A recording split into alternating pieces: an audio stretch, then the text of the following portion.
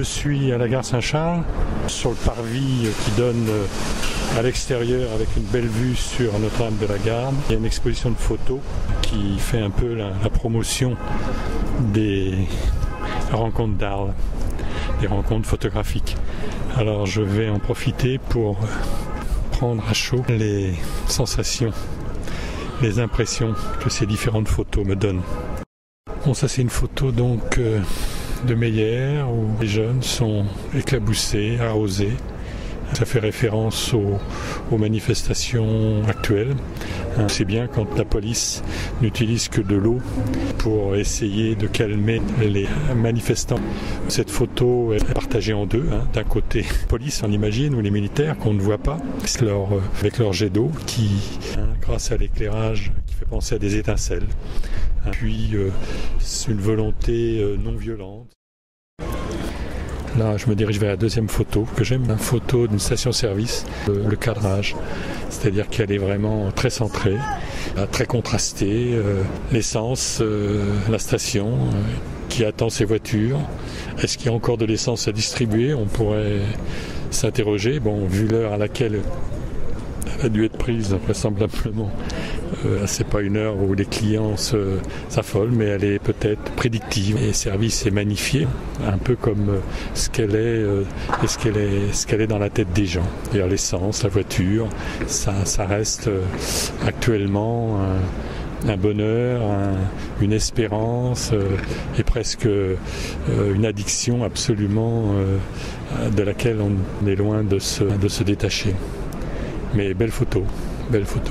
C'est une association ancien-nouveau en fait. Ce sont des jeunes femmes qui représentent un peu le public d'un harem devant vous le voyez, une peinture où elles reproduisent pas forcément les mêmes positions, mais les filles sont belles.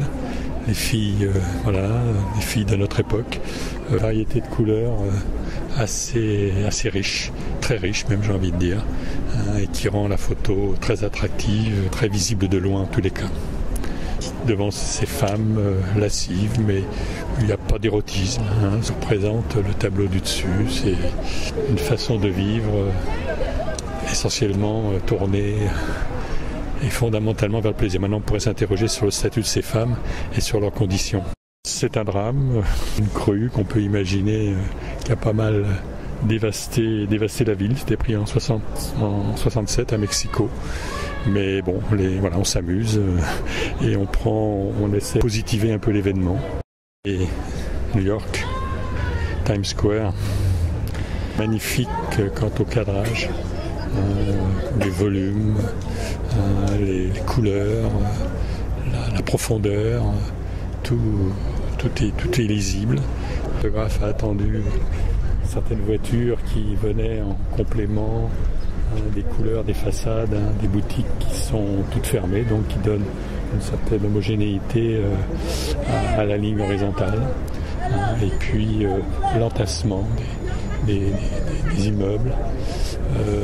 Avec des ouvertures plus ou moins occultées pour certaines en tous les cas, qui laissent deviner qu'on y travaille peut-être derrière, on n'y vit pas, ou peu de passants, on les distingue seulement sur la gauche, mais celle que je préfère avec la station-service. La photo qui a détrôné la peinture figurative est en train de reprendre un nouvel espace avec flou volontaire qui donne des couleurs auxquelles on n'est pas habitué, qui nous laisse mais momentanément dans un temps de réflexion forcément, où il n'y a pas de volonté de reproduire à l'identique. En aucun cas, elle ne peut se targuer de représenter la réalité, étant entendu que tout le monde sait que la réalité, chacun se la construit. Une longue approche de la photographe, c'était une femme qui s'était installée dans un quartier de prostituées et qui avait fini par visiblement être admise et à obtenir des expressions, un naturel qui dégage bien. Il n'y a pas de pause, il y a simplement un instantané, un moment très, très fort, un regard, peut-être pas de comment je vais dire, de satisfaction, de bonheur, mais sinon un sentiment de questionnement. Je suis pas dupe, je sais ce que je fais, mais je peux pas faire autrement. C'est une condition dans laquelle je suis et qui est la seule solution actuellement que j'ai pu trouver pour survivre.